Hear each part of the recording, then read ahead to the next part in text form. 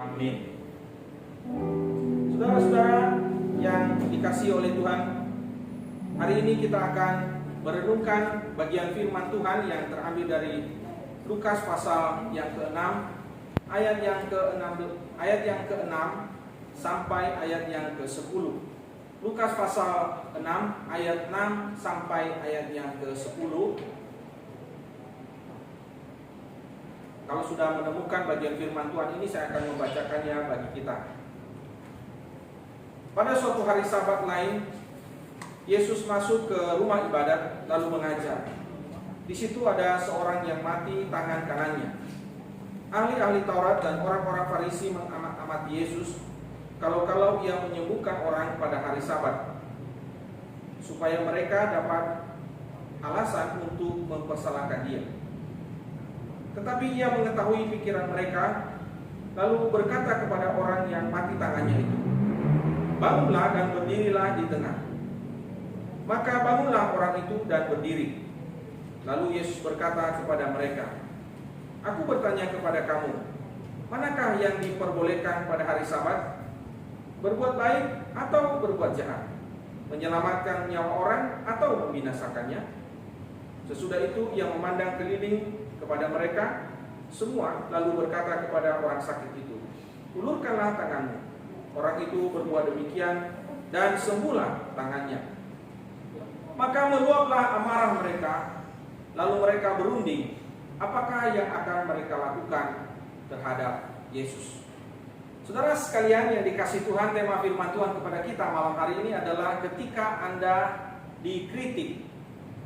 Saudara, pada suatu ibadah, saudara, setelah selesai ibadah itu ada seorang jemaat kemudian mendatangi menemui pendeta tamu yang baru saja berkhotbah pada hari Minggu itu, dan kemudian dia menyampaikan sebuah kata-kata yang mengandung kritik. Dia berkata kepada pendeta itu, "Tadi ini ketika saya mendengar khotbah, saya mengatakan bahwa khotbah yang saya dengar pada hari ini adalah khotbah yang terburuk yang pernah saya dengar."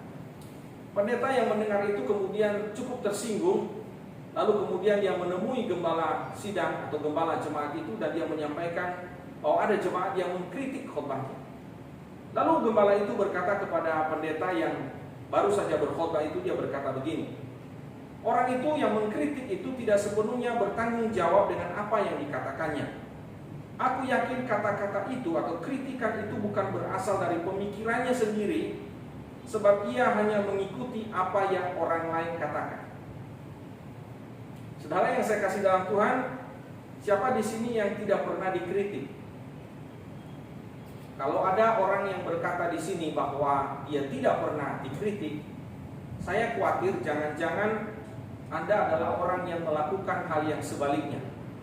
Artinya Anda adalah orang yang tukang kritik atau suka mengkritik.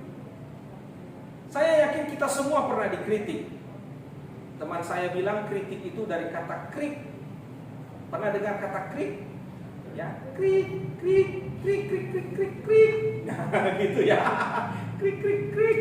Ya, itu juara jangkrik, saudara ya. Krik, krik, krik, krik, krik, krik, krik, krik, krik, krik, krik. Nah, saudara, kata krik, krik, suara jangkrik itu sangat mengganggu. Kalau saudara suka ke daerah pertanian, saudara, atau di desa, kalau saudara dengar suara krik krik krik krik krik krik krik krik, itu sangat mengganggu, tapi juga sangat berguna, saudara, bagi kita, karena suara jangkrik itu mengingatkan kita atau menolong kita untuk sesuatu hal, misalnya sore atau apa begitu ya.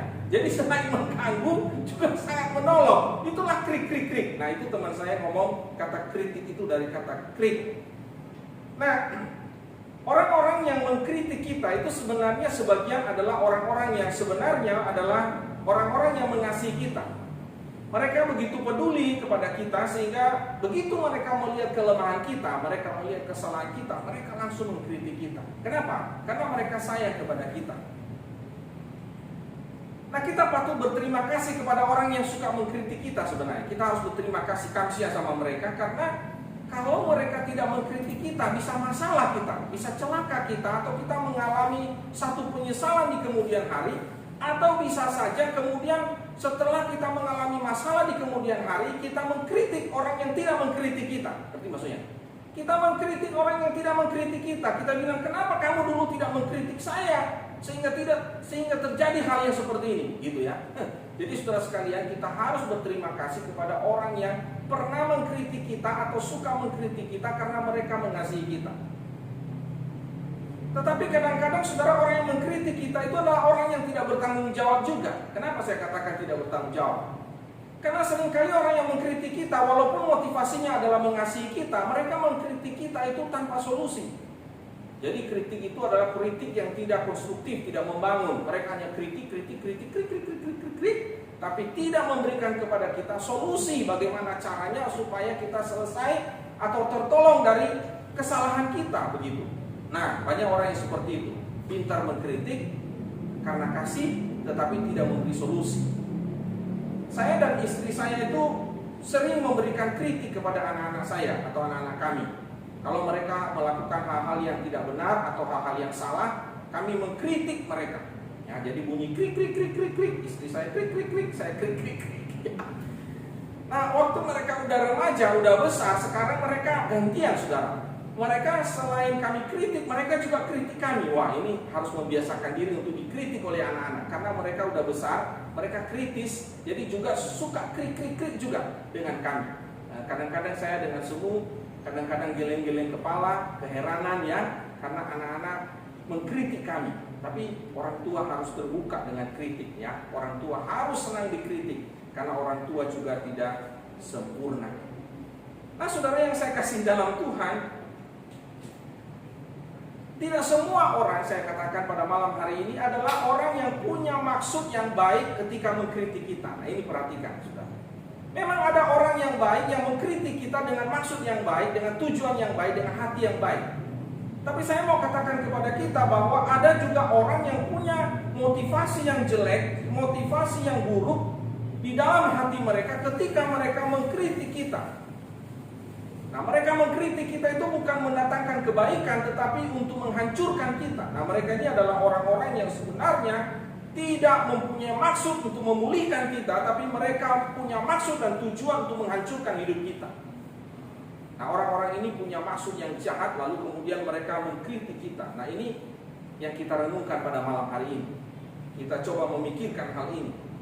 Saudara, pada waktu seseorang itu mulai maju, dia mulai menaik ya dalam hidupnya, makin besar, dia dapat promosi, pekerjaannya makin bagus, ya naik jabatan dan sebagainya, itu saya mau katakan kepada saudara, orang yang seperti itu akan mengalami kritikan dalam hidupnya. Semakin tinggi, semakin naik dia, maka goyangannya itu makin besar. Kritikan sana, kritikan sini, krik itu akan dia alami di dalam hidupnya.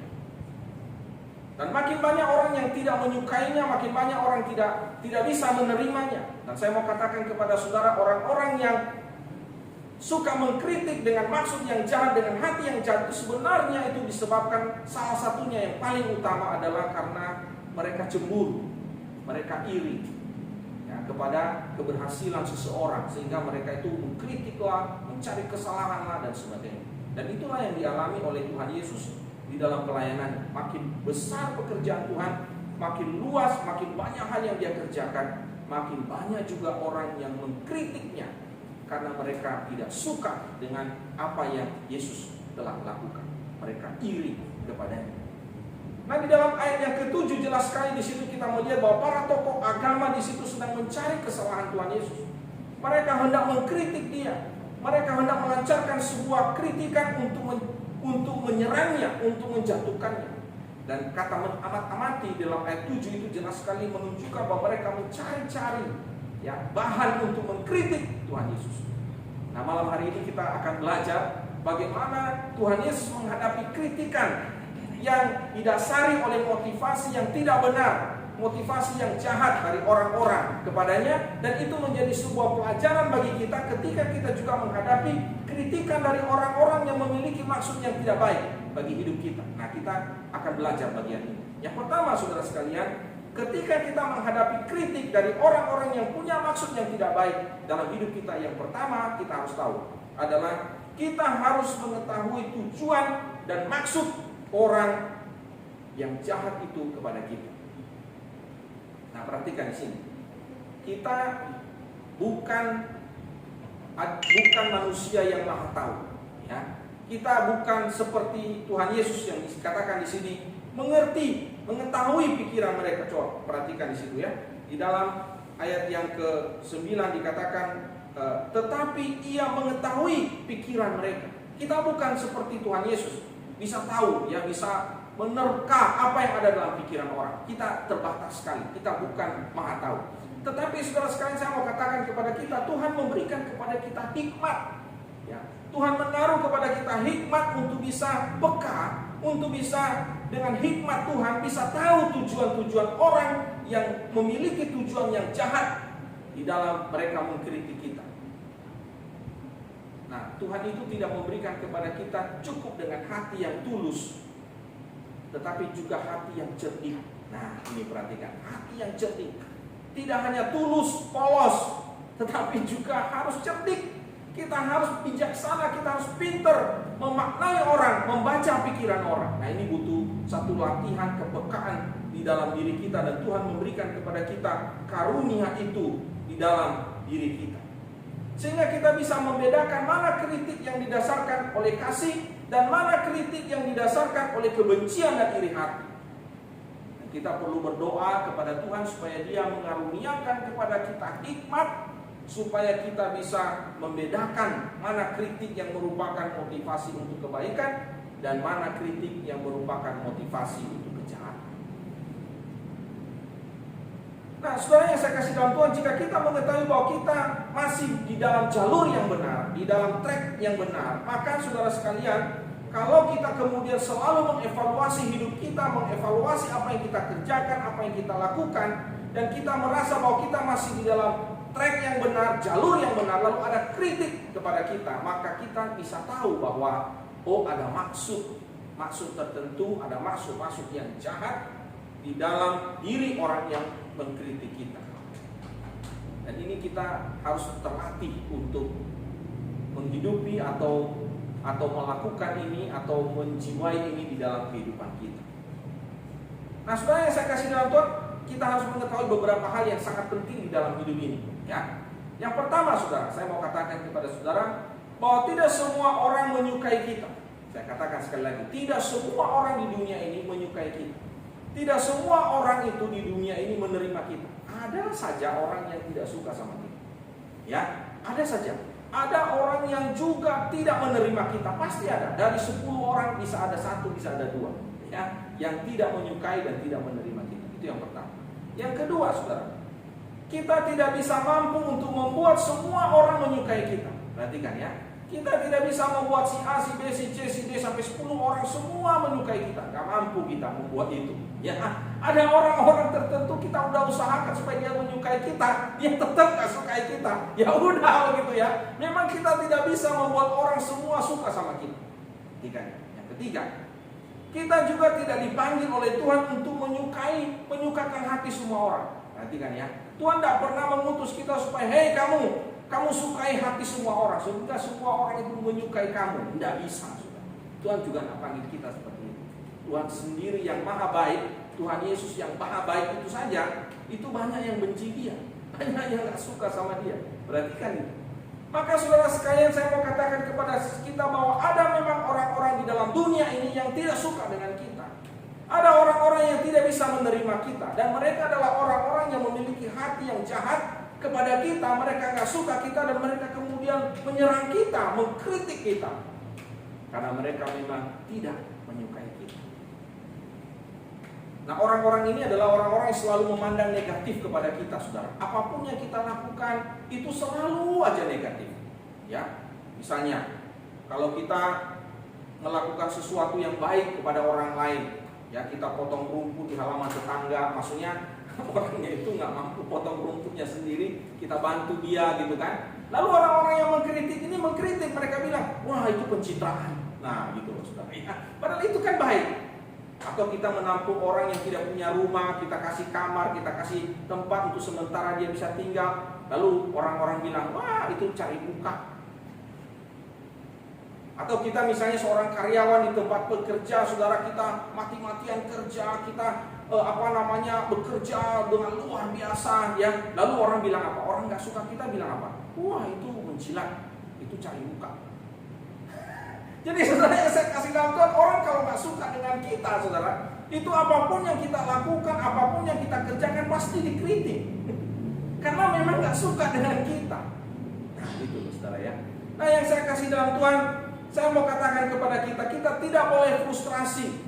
Kita tidak boleh kemudian menjadi begitu sedih, menjadi begitu tawar hati menghadapi keadaan situasi yang ada di sekitar kita. Ketika ada orang-orang yang tidak menyukai kita, santuy aja, gitu ya. Marvel bilang santuy aja. Jadi santuy aja. Ya, memang tidak semua orang suka sama kita, ada orang yang nggak suka. Memang saudara sekalian, kita juga tidak bisa menyukakan hati semua orang. Karena itu kita bukan Tuhan. Bahkan Tuhan pun tidak bisa menyukakan hati semua orang. Ada orang-orang yang tidak suka dengan kehadirannya.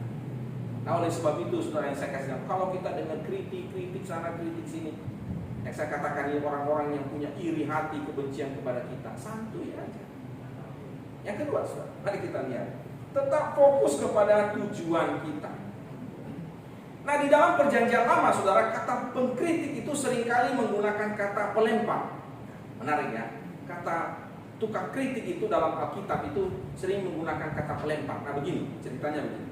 Pada waktu musuh itu menyerang sebuah kota yang berkubu, yang bertembok, itu biasanya prioritas utama mereka adalah mereka membongkar batu-batu yang ada di tembok itu. Mereka ambil satu-satu, mereka kumpulin semua. Ya, karena tembok itu kan dari batu-batu, nggak seperti sekarang dari semen gitu ya. Itu bisa dibongkar saudara. Lalu mereka itu lempar ke sumur. Jadi sumur-sumur yang ada di kota itu, saudara, yang menjadi kebutuhan utama sehingga orang-orang bisa minum, itu kemudian mereka lempari sumur itu supaya sumur itu kemudian tertutup sehingga orang itu nggak bisa dapat air untuk mereka bisa minum. Nah, kalau satu kota sudah nggak ada air, orang-orang dalam kota itu pasti akan keluar, bukan?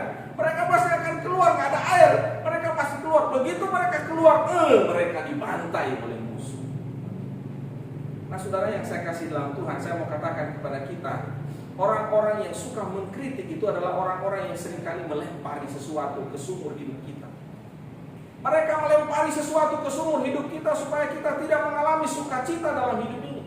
Mereka melempari sumur hidup kita supaya kita tidak mengalami kebahagiaan dalam hidup ini. Mereka melempari sumur hidup kita supaya kita beralih dari fokus, dari tujuan yang sedang kita capai dalam hidup ini. Tujuan apapun itu, tujuan dalam pekerjaan, tujuan dalam studi kita, tujuan dalam pelayanan kita, apapun yang kita mau kerjakan, mereka mau mengalihkan pikiran kita sehingga waktu mereka kritik kita cepat respon, kita cepat marah, akhirnya kita sibuk di situ, kita kehinaan fokus, kita nggak capai tujuan kita, kita sibuk dengan mengurus kritikan itu.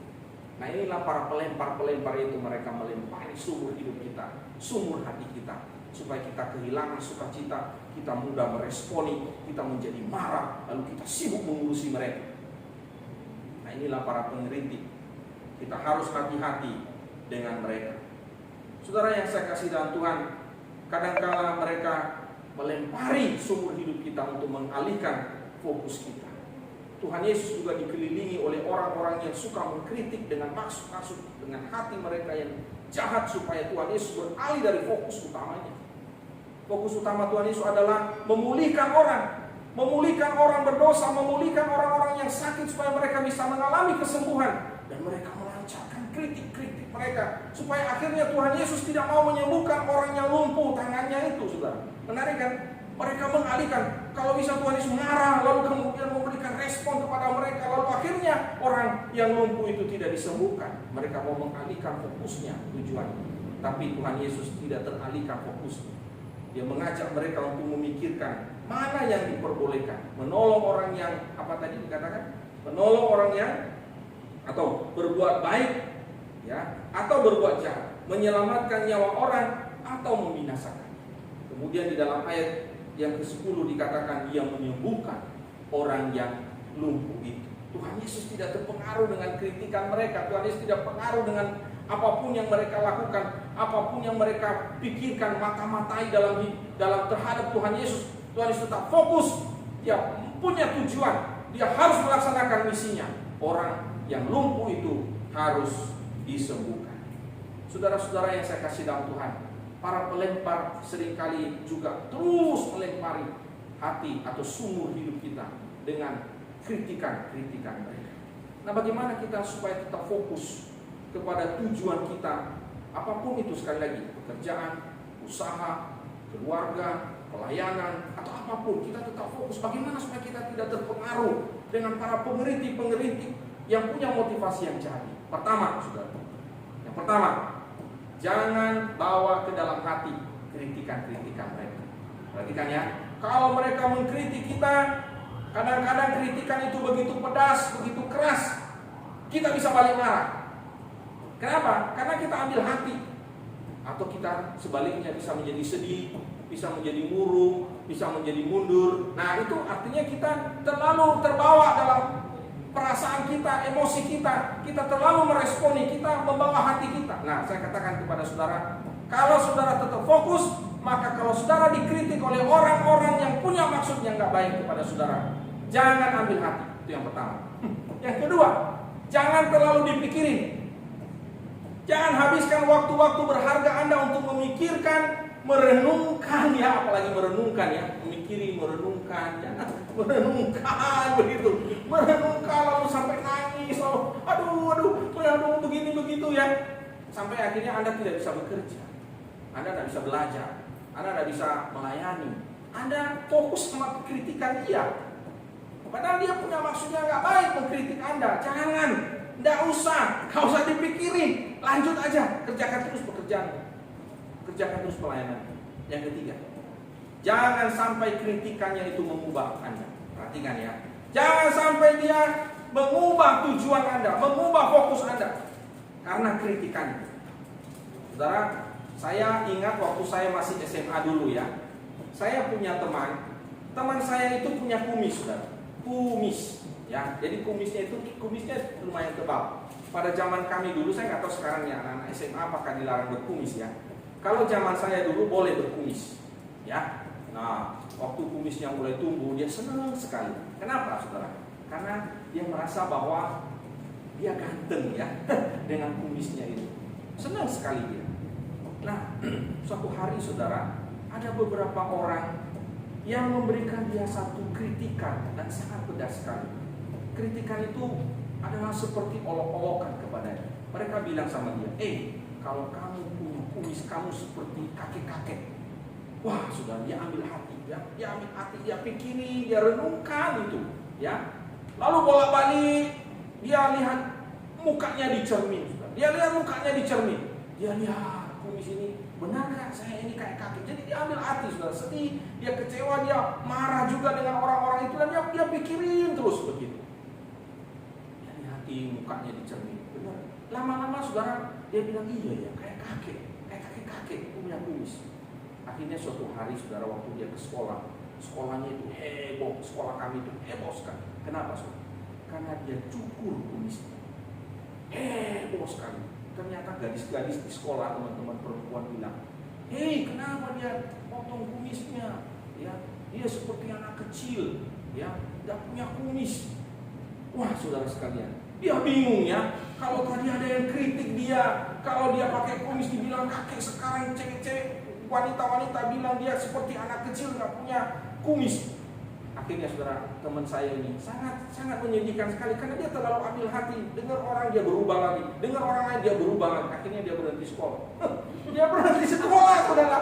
Coba bayangin, tujuan utamanya sekolah, bukan mikirin kumis, tapi gara-gara temannya bilang ada kumis ini jadi kakek, nggak punya kumis itu terlalu kecil. Akhirnya dia berhenti sekolah. Dia kehilangan fokus dalam hidup. Saudara yang saya kasih dalam Tuhan, saya mau katakan kepada saudara, jangan sampai kritikan orang itu mengubah arah hidup kita, tujuan hidup kita. Oke?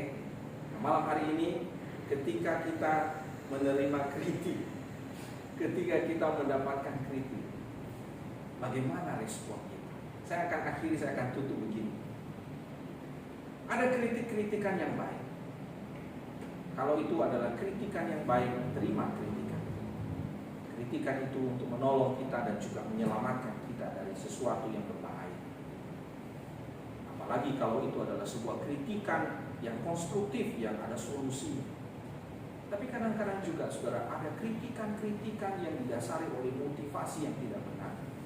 Dan kalau itu kita tahu, kalau ada kritikan seperti, kita harus peka, kita harus tahu ini ada maksud, ada tujuan yang tidak benar. Memang ada orang-orang tertentu yang tidak menyukai kita. Dan kalau itu terjadi, jangan beralih pada fokus pada tujuan hidup kita. Jangan mudah terpancing, jangan mudah marah, dan jangan sampai mengalihkan fokus tujuan hidup kita. Mari kita berdoa. Terima kasih Tuhan untuk firman malam hari ini. Kami tahu bahwa seringkali kritikan itu membuat kami begitu susah hati. Banyak kritikan-kritikan yang tidak membangun hidup kami, justru bertujuan menghancurkan kami. Dan hari ini mungkin sebagian dari kami yang mendengarkan firman Tuhan ini adalah orang-orang yang sedang bergumul dalam hatinya. Orang-orang yang bergumul dengan begitu banyak kritikan-kritikan. Ada kritikan yang baik, yang bertujuan baik, yang bermotivasi baik, tapi ada juga kritikan-kritikan yang justru menghancurkan kami. Tuhan, tolong kami, berikan kami kepekaan untuk mengerti mana kritikan yang perlu dan mana kritikan yang tidak perlu kami harus tanggapi. Tolong kami Tuhan, agar fokus hidup kami tidak akan beralih dengan kritikan-kritikan apapun dalam hidup kami. Kami tetap punya tujuan, kami tetap punya arah, dan kami tidak akan bergeser dan fokuskan tujuan hidup kami. Berkati firman-Mu Tuhan, dewasakan kami terus melalui firman-Mu, agar kami menjadi orang-orang yang utuh sepenuhnya di dalam hidup kami, dan kami terus-menerus belajar dari Kristus yang sempurna itu, belajar menjadi serupa Kristus. Berkati firman-Mu Bapa, demi nama Tuhan Yesus kami. Amin.